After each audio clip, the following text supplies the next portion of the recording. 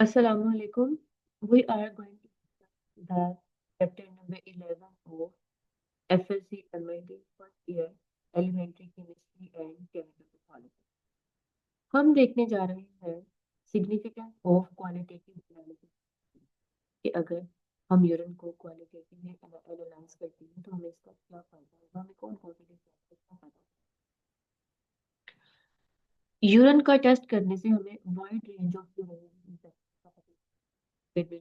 पता चलता है और डायबिटीज के बारे में पता होता है। सबसे पहले देखते हैं कि यूरिन के अंदर कैल्शियम को अगर हम चेक करते हैं तो उससे हमें क्या फायदा होगा, उसकी सिग्निफिकेंस क्या है। यूरिन के अंदर कैल्शियम का लो होना या हाई होना हमें बताता है किडनी डिजीजेस के बारे में, किडनी स्टोन्स के बारे में, और तीसरा पैराथायरॉयड ग्लैंड्स के डिसऑर्डर्स के बारे में। यूरिन में calcium as compare to stool कम रिलीज होता है। स्टूल में कैल्शियम लेवल ज्यादा है, ज्यादा रिलीज होता है। हम लोग जब टेस्ट करते हैं तो हम 24 घंटे का यूरिन एक बंदे का चेक करते हैं ताकि हमें पता चल जाए कि इंसान के पैराथायरॉयड ग्लैंड की क्या कंडीशन है, क्या वो सही नॉर्मल फंक्शन कर रहा है या फिर नहीं कर रहा। ठीक है। जो पैराथायरॉयड ग्लैंड है, आप लोगों ने एनाटॉमी में भी पढ़ा होगा कि वो हमारे नेक रीजन में होता है। नेक रीजन में पहले होता है थायराइड ग्लैंड, उसके बिल्कुल पीछे होता है पैराथायरॉयड ग्लैंड। इसका काम है बॉडी में कैल्शियम और फास्फोरस को बैलेंस करना। ठीक है।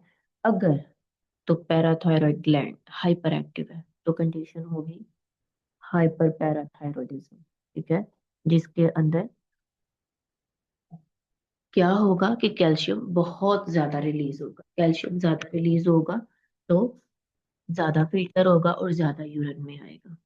अच्छा, अगर आप इससे ऑपोजिट कंडीशन कर लें कि बंदे को है हाइपोथायरॉयडिज्म, मतलब कि कैल्शियम जो है वो कम प्रोड्यूस हो रहा है और कम यूरिन में रिलीज हो रहा है, तो यूरिन में भी कम आएगा, टेस्ट में भी कम आएगा, तो पता चल जाएगा कि पैराथायरॉयड ग्लैंड की क्या कंडीशन जा रही है। कौन सी ऐसी कंडीशंस हैं कि जिसमें पैराथायरॉयड ग्लैंड तो ठीक है लेकिन फिर भी यूरिन के अंदर जो हमारा है कैल्शियम लेवल वो हाई आता है। अगर कोई बंदा सॉल्ट इंटेक ज्यादा कर रहा है, सोडियम इंटेक ज्यादा है, मैग्नीशियम इंटेक ज्यादा है, मिल्क इंटेक ज्यादा है, कोई ड्रग्स ले रहा है, तो उसकी वजह से फाल पॉजिटिव रिजल्ट्स आने के चांसेस बहुत ज्यादा होते हैं। ओके, अब हम देखते हैं कि यूरिन के अंदर क्रिएटिनिन का क्या काम है, क्या फायदा है। क्रिएटिनिन हमारे जिस्म में एक नाइट्रोजनस वेस्ट प्रोडक्ट है। ये कैसे बनता है ये समझने के लिए ये तस्वीर देखें। जब भी हम कोई डाइट इनटेक करते हैं, खाना इनटेक करते हैं, तो उसके अंदर हमारे साथ अमाइनो एसिड्स होते हैं, प्रोटीन्स होती हैं, जैसा कि आर्जिनिन, ग्लाइसिन और मेथियोनिन। ये अमाइनो एसिड हमारे जाते हैं लीवर में, पेनक्रियाज में और किडनी में, और कन्वर्ट होते हैं क्रिएटिनिन में।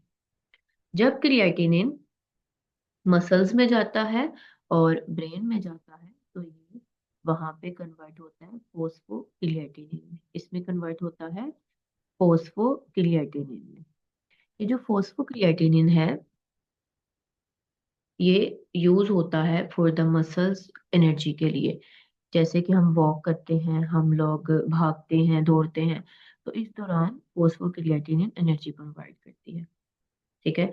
उसके बाद जो है क्रिएटिनिन रिलीज हो जाता है, ब्रेक डाउन हो जाती है, ब्लड में चला जाता है, किडनी जो है वो यूरिन के थ्रू उसको बॉडी से बाहर निकाल देती है। बैक टू द टॉपिक आए।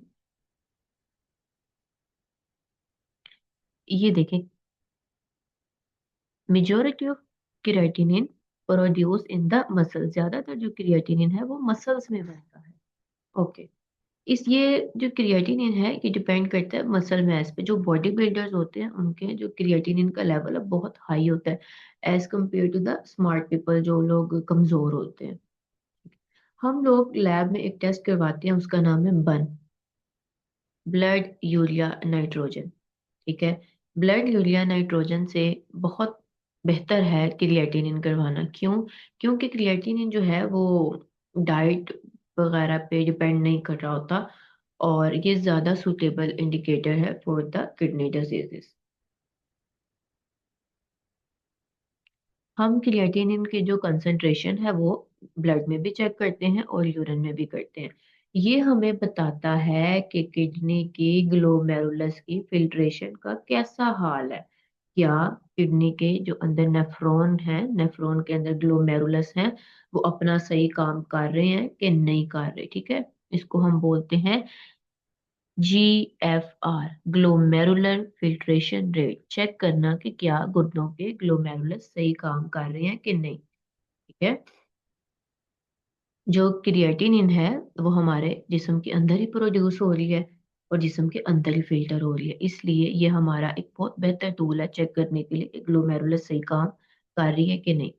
अगर तो ग्लोमेरुलस की जो लेवल है वो बहुत लो है, तो इसका मतलब है कि कोई ना कोई किडनी इशू चल रहा है। अगर ये बहुत ज्यादा इंक्रीज है तो ये भी एक इंडिकेशन है कि किडनी में कोई ना कोई इशू है।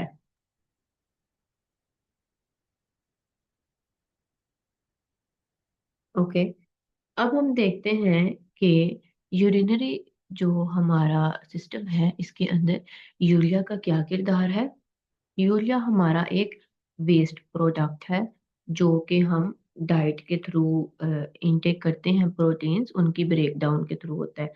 अगर हम लोगों ने यूरिया की ब्रेक डाउन समझनी है तो हमें ये एक इमेज है, इसको समझें कि जो भी हम प्रोटीन इनटेक करते हैं वो कन्वर्ट होती है अमाइनो एसिड में, अमाइनो एसिड कन्वर्ट होता है अमोनिया में, और अमोनिया आगे कन्वर्ट होता है यूरिया में। ठीक है। और ये यूरिया जो है ये हमारी आगे किडनी से रिमूव होता है। दोबारा देखें, जो हमने डाइट इनटेक की, यानी कि जो हमने गोश्त खाया, अंडे खाए और बीन्स लिए जिनमें हाई प्रोटीन डाइट है, तो वो सारी कन्वर्ट होगी अमाइनो एसिड में, अमाइनो एसिड कन्वर्ट होगा अमोनिया में, अमोनिया कन्वर्ट होगा यूरिया में। और यूरिया जो है एक वेस्ट प्रोडक्ट है और ये हमारी बॉडी से रिमूव हो जाएगा।